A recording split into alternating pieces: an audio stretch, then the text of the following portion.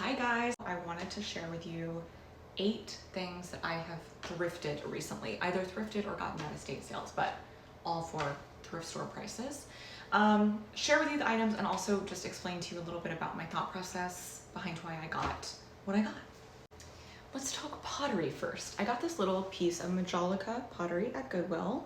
Majolica is a style of pottery. It's hand painted, very old, very, very collectible.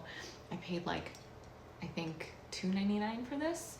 It's signed Italy on the bottom, which is huge, and it's really, really beautiful. It has a couple chips, not a big deal. I love that it's a little bit three-dimensional.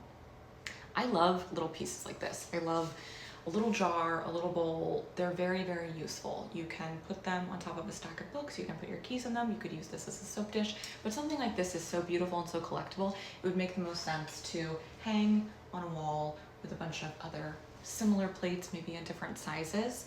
And Majolica is super, super collectible, and that's the primary reason that I thrifted this. It's not necessarily my style, but it's not my taste. I definitely wouldn't pay $200 for this at an antique mall, but I would absolutely pay $3 for this at Goodwill and appreciate it for what it is and realize that it is quite a high value item. Another piece of pottery, and this one is definitely late 90s, early 2000s. It's stamped on the bottom, J-U-C-A-S. I don't know what that is or what that means, but it's in excellent condition. I love the little balls on the bottom. I love the shape. It's kind of like a flower, and I love the color, and you can see it's got these like cool designs in it. This is very me, color, shape, all of it. This would be really fun to put on a coffee table and put like your keys or some matchbooks or something in it. This is arguably the best thing I got recently. I got him at Goodwill, Velvet Elvis. Have you guys heard the song Velvet Elvis by Casey Musgraves? If you had asked me a week ago if I would buy a Velvet Elvis painting, I would say no. But then I saw him, and he's so good. 1970s, most likely, signed Mexico. All the best Velvet Elvis paintings, it seems, were made in Mexico. I picture him on a commercial project, like if you've ever been to Chewy's, which is a Mexican Tex-Mex chain, they have a lot of Elvis themed art in there, and they have really great folk art, and this reminds me of that. Great frame, very folk arty frame. He's also just very well done. I mean, he's like kitschy, but not too tacky. Beautiful colors, great scale. Another really fun piece is this postmodern mirror. I love this, the shape, the size. I love that it has a little shelf on it, which is super nice. This appears to be handmade. It's not signed on the back, but you can see that the glue is dried here on the hardware. So I think somebody may have made this out of hammered metal. This is just a great piece. As you can see, I love like a weird shaped mirror. This one is my favorite. But this one would be really cute in a hallway or just like on a big wall. I kind of like a little tiny mirror on a big wall. Another great find, this Andy Warhol Diaries book. I got this for $2 at an estate sale, and I got it primarily because I loved the cover. You can see that it's metallic. I love, obviously, to read books, but I also like books displayed on a coffee table, and this one is a great one.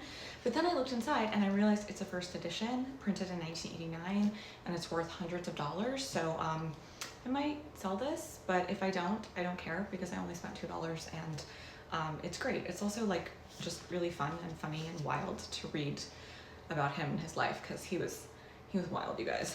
Moving on to busts. This is like a very typical Virginia Shamley kind of bust. I love a white bust, as you can see. This guy would fit in really well with all of my stuff. Guy or gal, I actually think it's a lady. Her hair is up. I think she's like a Grecian goddess of some sort. Really beautiful. I think I paid 40 bucks. Yes, $40 at an estate sale for this lady. And she's not signed, but she does appear to be handmade, but who knows? I really enjoy her. Of course, we can't talk about busts without talking about her. I got her at the same estate sale. She was $75, but she chipped as I was checking out. One of the people working there accidentally chipped her, so they gave me back some money. So I got her for around 50 bucks, and she's huge. She's very heavy, so I'm gonna put her down soon, but I love that her shoulders are included. I feel like that's rare in a bust, and she's just so big. She's so big. She took up the whole table that she was sitting on. And for me, a lot of times when I buy things, it's about the scale of them. That just makes them so much more interesting and dramatic. Final find, maybe my favorite, these naked man photographs. See, I could never share these on Instagram because Instagram would freak out. This is a man laying down and he's like superimposed on top of himself, and then obviously this is just the back of the man. I love black and white photography. I love nudes. These remind me very much of Robert Mapplethorpe. I'm a huge Robert Mapplethorpe fan. I have one of his books on my coffee table. So as soon as I saw these, I got really excited. These were facing backwards in a home in the office, and they were $10 each. I think the people that worked there were like terrified of them because they're naked, but they had been professionally framed. I don't see a signature. There could be one sort of hiding underneath. I hate the way these are matted. I don't like the black matte. I wish these were floated on top of a white mat and in a white frame, but these are both great. I love how there's one horizontal and one vertical. And yeah, those are my finds. Those are my recent finds. I'm out of breath now.